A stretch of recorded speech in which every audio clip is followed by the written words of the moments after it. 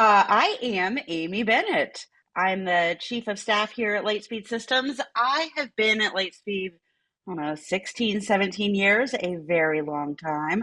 And I'm excited to be joined by Kevin, joined both at Lightspeed and for this presentation today. Kevin, go ahead and introduce yourself. Yes, thank you, Amy, and good morning or good afternoon, depending on where we find you today. Kevin Askew, happy to be with you. I am VP of Sales here at Lightspeed for our StopIt business. Prior to StopIt joining the Lightspeed family, I was with StopIt for 3.5 years and very excited to be part of the Lightspeed family and also here with you today. Thanks, Kevin. Our goal for this session is really for you all to see what we at Lightspeed saw when we looked at Stop It. And that is really how it advances our mission to help you keep students safer and make schools safer. So you'll see that. You'll see how passionate the team is about doing just that, and you'll get to see how aligned it is to what we have been doing with Alert. When we were looking at Stop It in the early days, their processes around the human review team and escalation lists and so many things just really mirrored what we were doing, that we knew it was a great fit to our portfolio and a great way to help you all do more. So today we'll talk about how we look at proactive student safety, and then we'll actually take a look at Stop It, from an overview to an actual demo. So you will get to see the solution here today. All right, it is poll time. We'll kick things off with a little interactivity here. What's the biggest gap in your current student safety approach?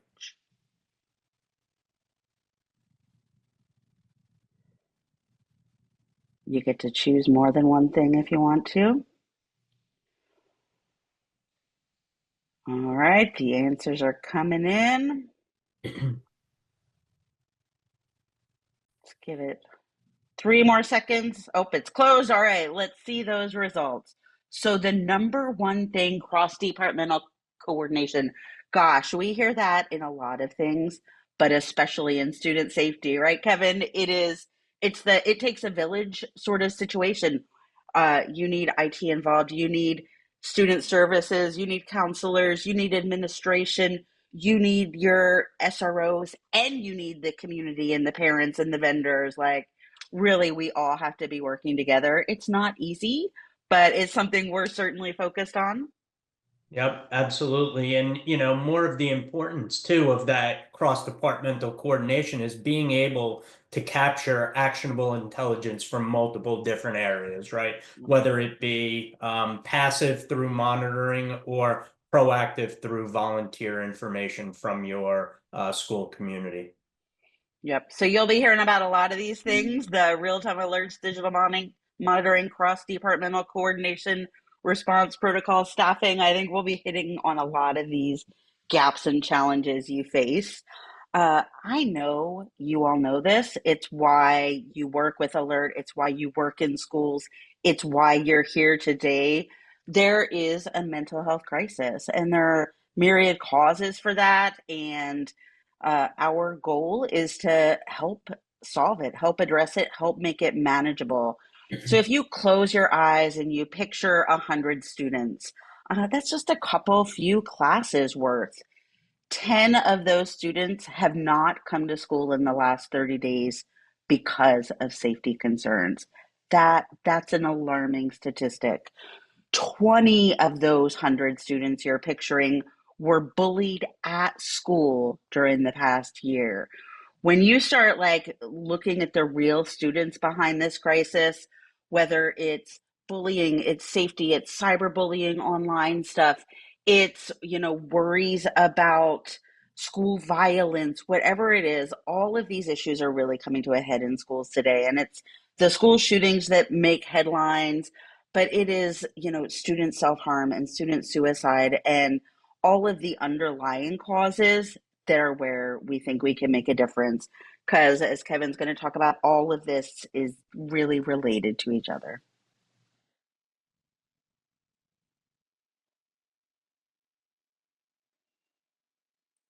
Right, Kevin? So looking at this slide, right, 74% of school shooting tragedies were predicated by online indicators, right? So liken it to footprints in the snow, right? We talk about somebody knows something before something bad happens, either from a school shooting tragedy or from a student taking their own life by suicide. Somebody knows something, somebody has the ability to come forward and share it. What we're looking to do is give them that safe platform to be able to do so without there being any ramifications or consequences to them doing that. We feel that helps them become less reluctant to do so when they see something or know something. Yeah, and you think about what happens in alert or what happens in stop it when we get to that. You hear a lot about bullying, and one of the things that that slide shows is what bullying really leads to in terms of mental health issues and suicidality and school violence. And kind of the same way student safety takes a lot of people, we also know that it takes a lot of layers. There is no single solution that is going to solve this, but it is our philosophy that we need to be more proactive. The door locks and metal detectors and bulletproof glass, they're important layers in your safety and security strategy, but by the time they really come into play, it's your worst day. We want to get there sooner. We want to identify students in crisis sooner so that we can intervene and make a difference before things escalate. And that is really what we're going to be talking about here today. Student safety monitoring, that's what we're doing with Alert and anonymous reporting systems. Both of these are pathways to more information and more intelligence that can help you stop crises before they hit that escalation point. Oh my, it's time for another poll. Wait, this is the same one. Yep. It popped up separately on Oh, great. the within So the presentation. ignore Yep. the slide and look at the poll window. Yes. Which of these do you feel least equipped to address right now?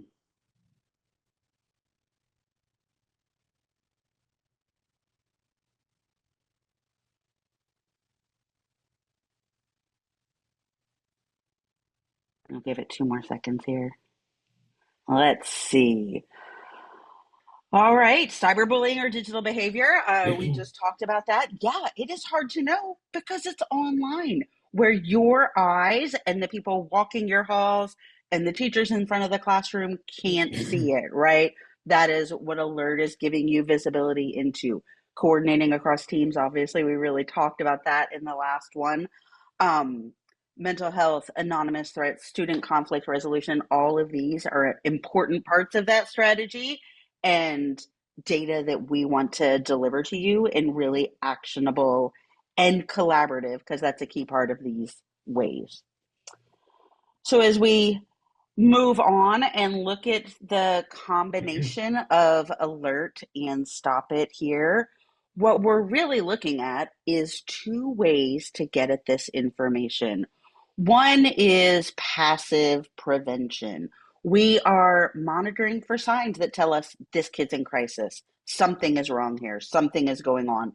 That is what alert is doing. Now and then, we see that almost veer into active prevention because a student types in Gmail or in an online doc, I know you're monitoring this and I need help. That kind of is the segue right over into active prevention, which is where we can empower students, staff, families to say, there's something I'm worried about. There is a kid who needs help. There is something I have heard, or hey, I myself need help. And we saw a statistic earlier about the 74% of school shootings being predicated by online clues. That was a Secret Service study that found that. They also found that whether it is school violence or the kind of preceding events that lead to that, students always tell someone. Almost always do they share their plan. And we need to give kids safe and anonymous ways to speak up.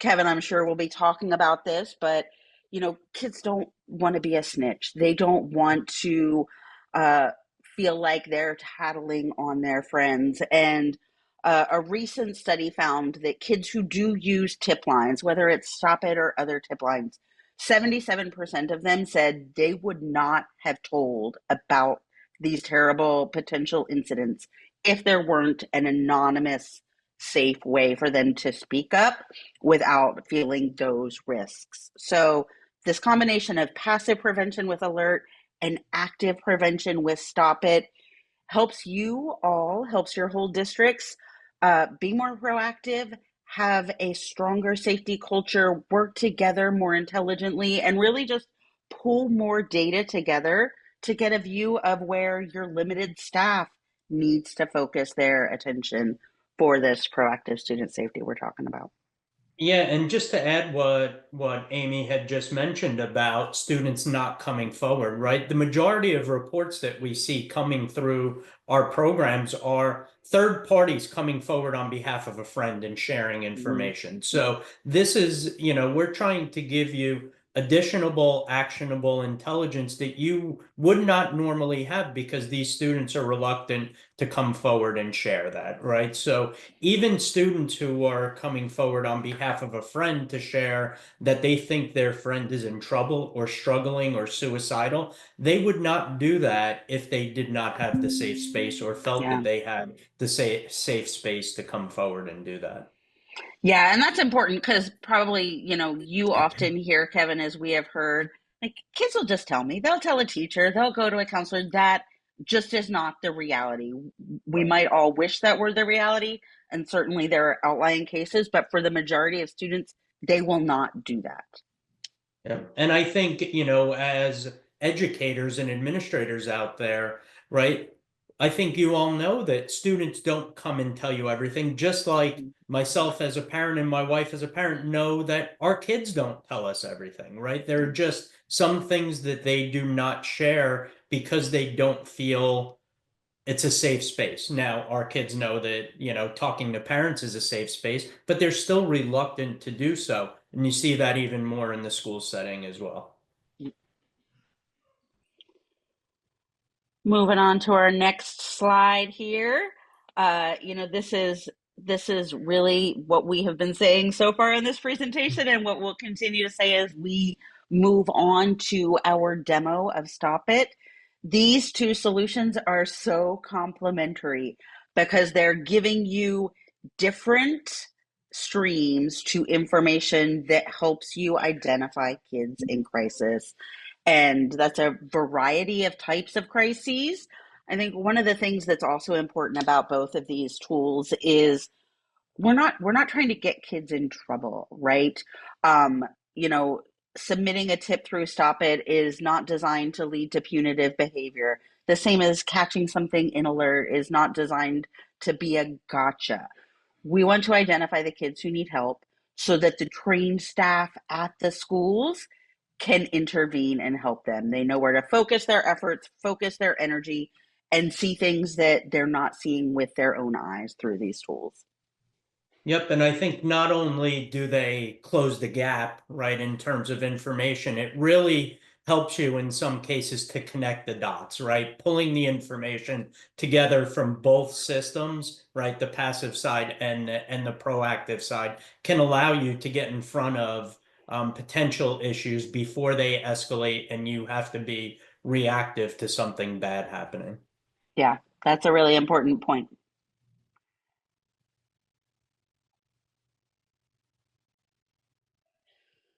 So, Kevin's going to tell us now really what Stop It is. We're going to do an overview of it, and then he's going to go into a demo. Yep, absolutely. Thank you. So let's talk about the Lightspeed Stop It anonymous reporting system. And I want to talk about it more from the standpoint of a comprehensive program and not just a piece of technology, right? So what we look at within our anonymous reporting program is that comprehensive solution to gather information, have students be able to volunteer the information first, have administrators be able to gather information, assess what the potential risk is, either a student to themselves or others, manage it, and then have a positive resolution from it. And there's four main engagement points within our program. First is the anonymous reporting component, right? And we provide that in four different ways. We have the mobile app, obviously, that you see pictured here on the slide, a web interface that could be linked onto school district web pages, also a Chromebook app that could be pushed out to one-to-one devices, and also a 24/7, 365 hotline into our Human Review Center. The second piece of the engagement is immediate crisis support through our connection to Crisis Text Line. Students at 2 o'clock in the morning in crisis don't have a trusted adult to talk to. Push that red button. You're able to text back and forth with a trained crisis counselor who can help take you from crisis to calm. The third piece, and I'll show you a couple slides forward, is the self-help resource repository. Fully configurable to be able to include any types of resources that you want to provide students, staff, and families with the gateway to access that can help them get self-help at a time when others are not available to help them.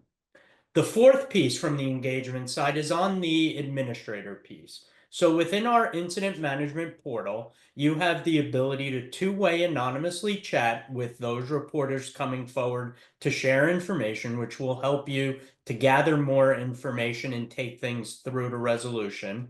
You have the ability to automate tip routing, right? So that the right information is getting to the right person to be able to take action. Perfect example is a school safety report comes in. You want those reports sitting in the bucket of an SRO or school principal, depending on the size of your district, right? If it's mental health, you may want it to go to a counselor or a group of counselors. We also do get basic needs insecurity reports into our program. Those could be routed internally to a social worker or somebody may be involved with family engagement. On the back end, we also give you a full analytics and reporting within the portal. And also on the admin side, you get a desktop and full mobile experience, right? So before we see it in action, go ahead, Let's go Amy. back, Kevin. I think we're going to get a lot of questions as we go, and I think this is a great time to answer a couple of them. Of those four Sure. ways to report, what do districts have to roll them all out, and where do you see the most tips coming through? So currently we're starting to so if you look at school year 23 versus school year 23-24 versus 24-25, we've seen a significant shift from mobile to web and Chromebook based upon districts and states mandating cell phone free Yeah. education, right? And being able to pivot and provide the multiple ways for students to engage and reach out, right? We've seen an increase in the volume of reports, just a different shift in how they're being reported. And then can students report via an iPad if it's a district distributed iPad Absolutely. device? Yep, Perfect. absolutely. The app can be pushed out to one-to-one devices. Great. All right. Now you can move on. I'll interrupt you as you Okay, go. thank you. No, no worries at all. So the core features of the program, right? It's that anonymous communication program, as I mentioned, with that two-way messaging from admins back to the reporter. We've got the cloud-based incident management system. Very important, as with Lightspeed Alert, the 24/7, 365, always on incident response center or human review, the self-help resource repository, the admin reporting portal, and of course the four ways to access, right? Mobile, web, Chromebook, and phone. So moving through here, and I will actually show you a tip experience, but basically it's real-time reporting to the school. Schools receive it via the cloud-based incident management system. Program administrators have the ability to receive notifications either through push notifications, SMS, or email. So multiple ways for students to engage, multiple ways for admins to receive notifications. Again, that two-way anonymous communication back and forth between the school and the reporter, as well as, of course, the 24/7, 365 monitoring and escalations by the Stop It human review team. Kevin, is this a good time to talk about those escalation paths, or should we wait? No, we certainly can talk All about right. them. So our 24/7 human review team monitors every report coming through the program. What they're looking for is reports that bubble up to be life-threatening or imminent threat.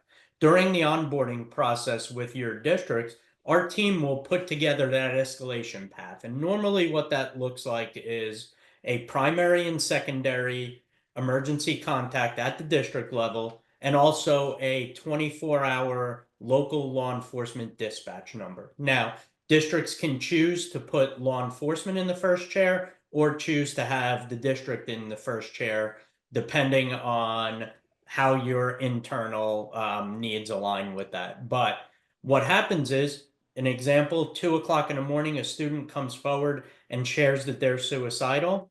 We're able to then start that escalation process and make phone calls to those primary and secondary emergency contacts to be able to share the information we have so that those folks can get the student the help that they need. So really, a school can set the escalations and that pathway up based on their needs, based on the teams and staff that they have. The question that sparked this is, if a student initiates a mental health slash suicide alert, to whom does the alert go? Can we Yes, select counselors consistent with absolutely. our philosophy? So the answer is yes, that is all configurable, much like it is in alert. Yes, absolutely. Thank you for the question. Um, Crisis text line, the second component that I mentioned, right? 24/7 real-time crisis support. We have the ability also on the back end to collect data on the volume of crisis text line initiations, right? Allowing you, as part of your reporting mechanism, to see trends as to what's going on, not only at the district level, but then configurable right down to the building level, right? So students who engage with CTL, the goal is to get them from crisis to calm at a time where there are no other resources available. And that CTL isn't Lightspeed staff, right?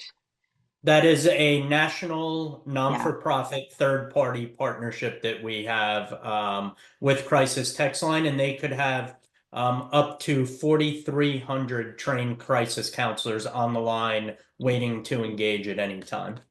thanks. You're welcome. The third component is the self-help resource repository. So we know, resources exist in so many different areas. This really allows us to pull them into one centralized location, break them out into categories so that it's very easy for students to access, not hard to find, but it also provides them the self-help resources and support that they can get in times where they're not in school, or around a trusted adult to help them. Really helpful here is the data collection on the resource engagement. Really allows you to see trends again at the account and the org level to see what areas students are engaging with so that you may be able to provide more resources in that area.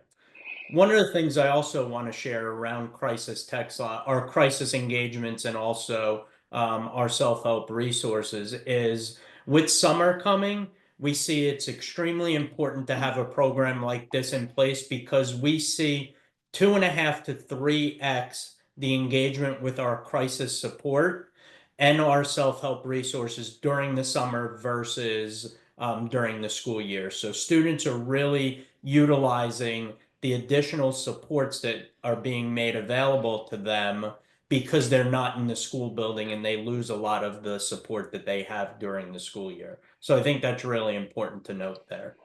I know that different schools have different levels of staffing and different people on site through the summer and a lot going on. So, does this mean a district would not have to have someone sort of staffing or watching the Stop It tip line, but have these resources available to kids so they're able to help themselves and use the crisis text line?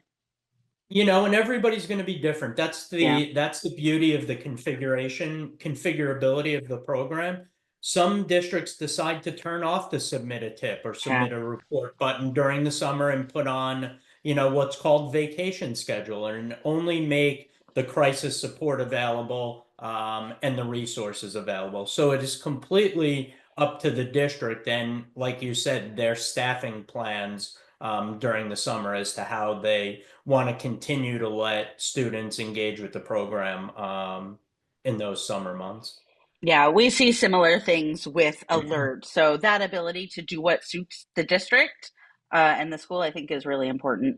One of the Yeah. things that I love about these self help resources is that it gives students who aren't ready to raise their hand and speak up a way to explore what they're going through or learn some coping tips or get expert vetted advice, right? Versus hitting Google um, and searching and getting who knows what. These are resources that you're able to vet that have been put together by experts. I really love that library. Yeah, and what it also helps to continue to do is build trust between the students and the Yeah. district, right? Student comes in, engages with the program, gets the help that they need. They feel better about coming forward next time, right? And maybe a couple times down the line, they become comfortable enough to walk into a counselor or principal Hmm. and share the information that they were only sharing previously through the technology piece of the program. Yeah, that's a great point, Kevin. Thank you.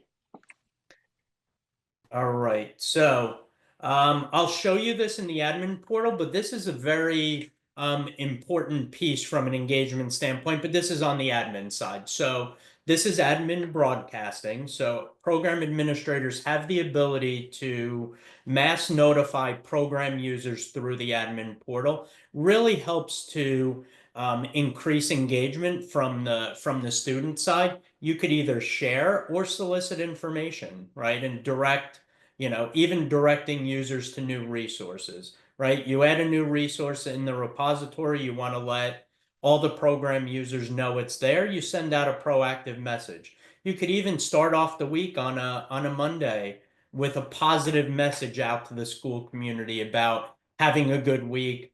Could be about being an upstander, using your voice for good. Then also as you end the week on a Friday, send them off to the weekend with positive messages about just the week or anything else that you want to share with them. Really helps to increase the engagement, shows the students that you care as program administrators and that you're also engaged in the program and not just looking for them to Mm. be. I love it. It also, just gets them into the app and they remember, hey, there's resources here. Hey, there's help here, whether it's the app or the web portal or whatever. They see all of the support around them along with those messages. Fantastic. Yeah, for sure. So I did mention our human review, 24/7, 365, right? Real-time monitoring of crisis issues, and then the escalation to the crisis teams or emergency services in cases of life-threatening or imminent threat. Our team averages about 30 seconds to monitor and review a report coming in, and then they've gone through very significant amounts of training before we allow them to engage with the students through the program. So that, and I'm sure on the Lightspeed side as well, that's the backbone of our team. They're the ones on the front lines looking at these reports and making sure that we're taking the actions where appropriate to get administrators the information that they need. Yeah, they're such complementary processes, right? Because you're trying to gather information, you're trying to figure out, do I call someone at the district in the middle of the night? And how do I escalate this? And they're sort of detectives in that way. I'd say the biggest difference here is that your team is still anonymously, but engaging with students or two-way chatting in a way the Correct. alert human review half does not. We're gathering information through the that online data and only contacting districts or escalation contacts. Great. So let's see it. Just give me Yeah, one let's second see it. to move through technology a little bit here, and I will show you the program from the student aspect, and then also from the administrator side of things. So let me Yeah. stop sharing and reshare my next screen here.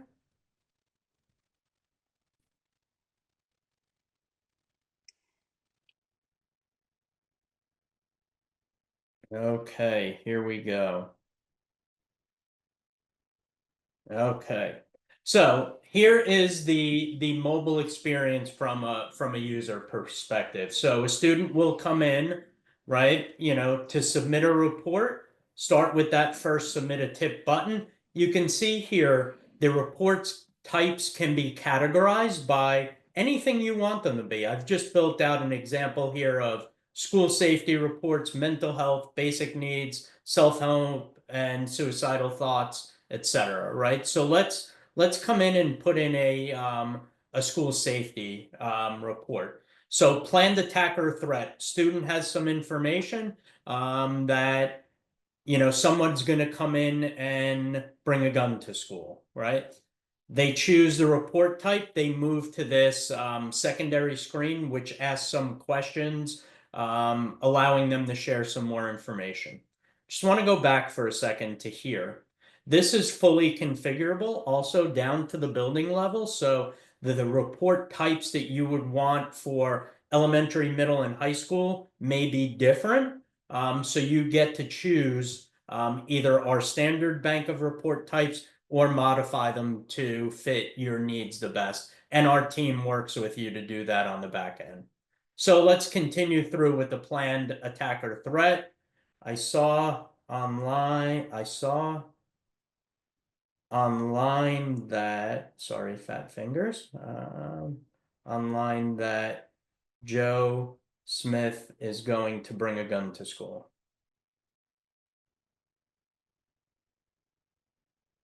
How can we help? Please investigate. Right? So it saw a text message, right? So now all this information was populated for the program administrators. Now, very important to note, before the student has the ability to report this, they get a disclaimer that basically says, as a reminder, submitting false or misleading information to threaten, harass, or get somebody in trouble will be subject to organization discipline or criminal prosecution. Do you still want to submit the tip? By utilizing, this has helped us to get our false reporting to down under 1/2 of 1%, right? Students really do take the program seriously and usually utilize it to share important information, right? So now the report goes through. At the same time, program administrators are receiving it in the admin portal. Our team is receiving it on the human review side. And you can see here it popped up already, highlighted in red, because this is deemed an imminent threat, right? So based upon permission sets within the district, and let me just walk you through a hierarchy of how that works from an account setup standpoint is the school district is at the account level and each individual building is at the org level. So from a permission sets within admin users, you could have lead admins who receive every report that's submitted district-wide. You have org admins that are assigned at the building level, and they'll only be able to receive the reports that are tied to their building. And then you could have incident admins or report admins that would only receive reports tied to specific report types. Again, going back to making sure that the right people have the right information to be able to take the appropriate action. So let's go into this specific report. And you can see here, I have it auto assigned within my admin portal here that it goes to the school safety team. And that could be a group of people or just one person, however you want that to get assigned. But if you look here on the left side, everything that was submitted by the user is here on the left. Everything that the admin has the ability to populate is on the right side. So you can see here, right? I'll just start going through this, right? This happened today. Where did it happen? It happened online, right? And it's a threat or planned attack. So what we can do now is, based upon the information we have, pop into the two-way anonymous messaging component, right? And reach out to that student that submitted the report. Thank you for reaching out and sharing information. Is there anything else that you can share? What school is Joe going to, right? So immediately this then goes back anonymously to the reporter, right? Thank you for reaching out and sharing information. Is there anything else that you can share? What school is Joe going to, right? So then I go back into the user side of things, main, and the student gets to then answer you back in real time, right? So you can see Main Street School, right? So now you're gathering additional information to be able to take that through to resolution. So I want to hit on some of the other aspects of the admin portal. Now, just one thing to note, since this is a life-threatening report, whether it is during the school day or off hours, our team will follow the same emergency escalation process. So even though program administrators are more likely to receive and see these during the school day, our team is still going to follow that same process regardless of if it's during the school day or outside of school hours, right? So let me look here at first, everything is menu driven within the admin portal. So let's go to the resources section first, right? Very super simple to add a resource, add a category, and then assign specific resources to a category. So just really quick, you pop in here, you put in the resource name, the URL, call number or text number, hit create, and that's automatically created program wide. If you want to highlight it at the top of the resource repository, you just click off on this button and it'll be highlighted very prominently within that section of the program. So broadcasting, I had mentioned broadcasting. I do have some examples of things that are in here, right? So here's we added a new resource, right? New resources available in the Get Resources area.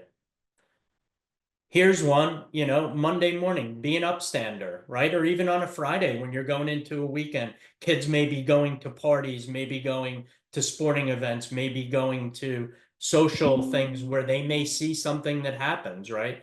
Being an upstander means refusing to stay silent, right? So stand up, speak out, and support each other, right? Because really what you're doing is within your school district, you're really helping to bring everybody together, and everybody has a role in school safety and wellness, right? And they have a vested interest in their friends being safe, themselves being safe, and the school community being safe.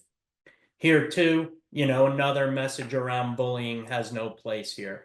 Or even too, the district is going to host a food drive because they understand that, there's basic needs insecurities and maybe families are struggling with putting food on the plates of their families. So just being able to send out any type of broadcast message that you want to share with the school community. And lastly, I'll show you here the reporting mechanism. So again, right down to the campus level based upon permissions, you can see here. Here are all the reports that have come in. and then the types of reports that they are, right? So if you wanted to look at the self-harm and suicidal ideation ones, you click into that wheel and then all those reports will populate for you, right? This also allows you to then take them by type and export them out if you need to review them or share them into another system within your school district. So from a high level, right, oops, that is the Stop It program from the user side and from the admin side.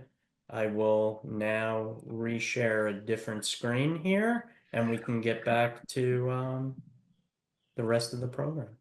Yeah, just a couple more slides to finish this up. Thank you so much for that demo, Kevin. I think that seeing the product really helps you see the power of the product.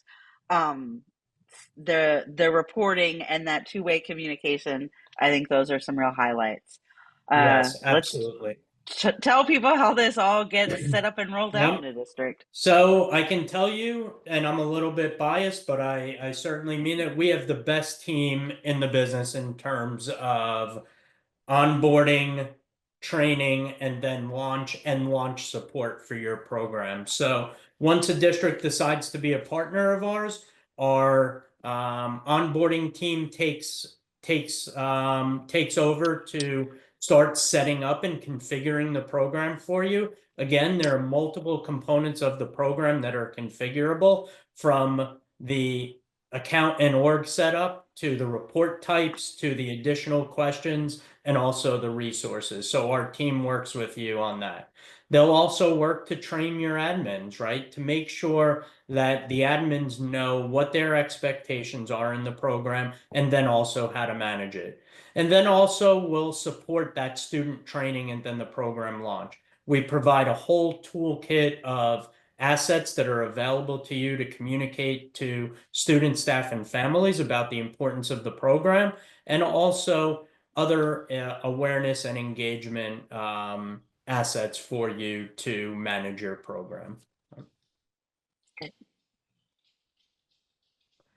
So a little bit about why we're different, right? There are a lot of systems out there, right? A lot of technology out there. One of the main reasons why we're different is we're a comprehensive program, right? If you look at it from the technology components to the human review to the crisis support and the self-help resources, this is not just a tip line, right? It's a Mm. comprehensive communication channel that allows you to gather volunteer information from your school community, allows you to leverage the real-time data that you're receiving to be able to make better informed decisions, staying ahead with insights that will help drive better outcomes for your students and staff.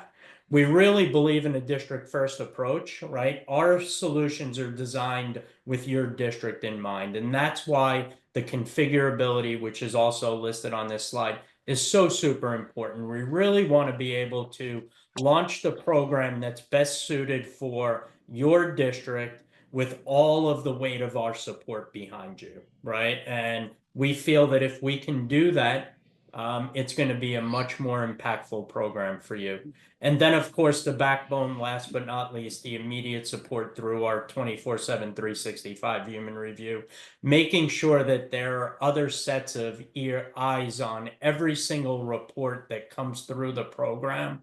Because if it's 2 o'clock in the morning and a report comes in, you should be sleeping as a program administrator. We are not sleeping. Our team does not miss. We make sure we've got your back and we've got those reports monitored and those emergency escalations happening where they need to be when they need to happen, right? So we want to make sure that your community feels safe and supported and doesn't feel like, oh, it's a Saturday, I'm not gonna put something in because nobody's going to see it. Again, we don't miss. I told y'all we were going to see how this aligned with Alert and the team's passion for student safety. That slide did it for me, Kevin. I'm really feeling it. It's so clear when you talk about the differentiators, how important they are and how much they matter to the team. And that is why we see this as such a great Yes. partnership and such great complementary solutions here. Yes, absolutely. This slide is really a summary of all the things that we have been talking about. When we look at Stop It and we look at Alert, there are so many threads that they have in common, and then so many ways that there are different sorts of information coming together. That active anonymous reporting, that passive monitoring, both of them being able to provide you with the context to really know what you need to do and that this situation matters and how to be able to deal with it. The ability to be proactive and have early intervention that stops things from hitting a crisis point.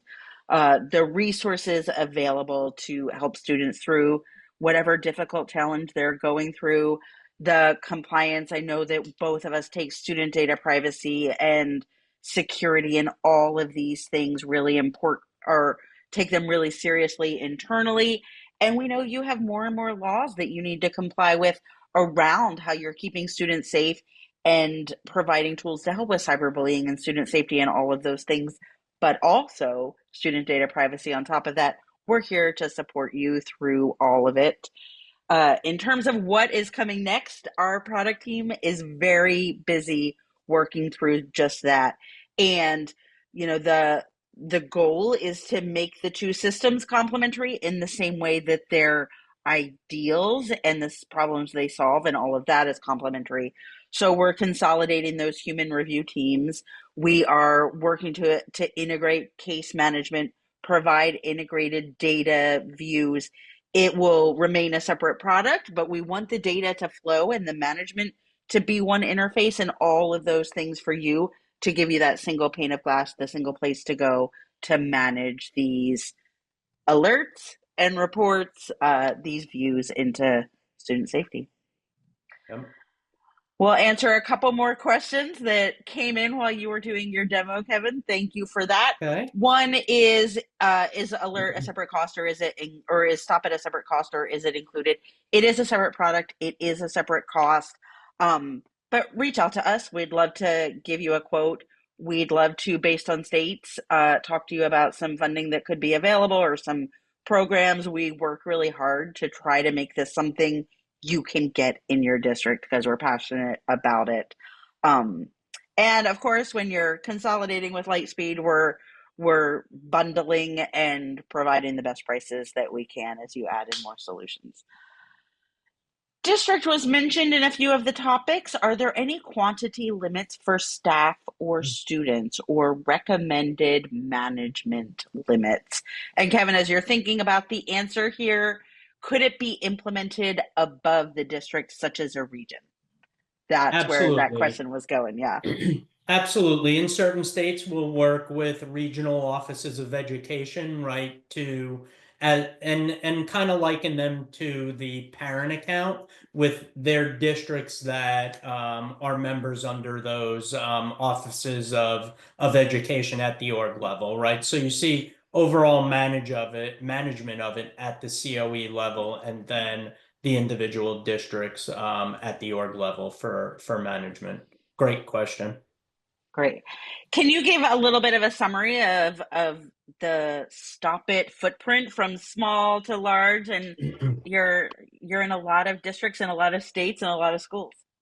We are in over 1,300 school districts across the country in 47 states in student counts from 5 students in rural Montana to over 120,000 students in our larger districts. So our team, we look at it as a student is a student is a student, no matter where they are, what size district, what state, doesn't matter. We're here to serve and keep students safe.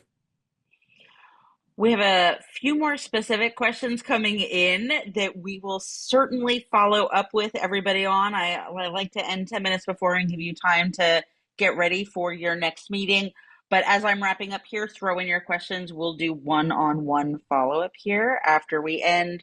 I hope that this session accomplished what we set out to do, which is show you why we're so excited to have Stop It as part of the Lightspeed portfolio, why we're so excited to support you in keeping kids safe in more ways and make that manageable and actionable and proactive. So we're helping you get there early. Any Yeah. final thoughts here, Kevin? Just, a big thank you to everybody who, shared some of your very busy schedule with us today. We certainly appreciate it. And Amy, I really enjoyed co-hosting with you, and we look forward to talking with more of you in the future. Our first joint webinar, but I'm sure not our last. Thank you, Nope. Kevin. And thanks Thank all of you. you. Take Bye. care, everybody. Bye-bye.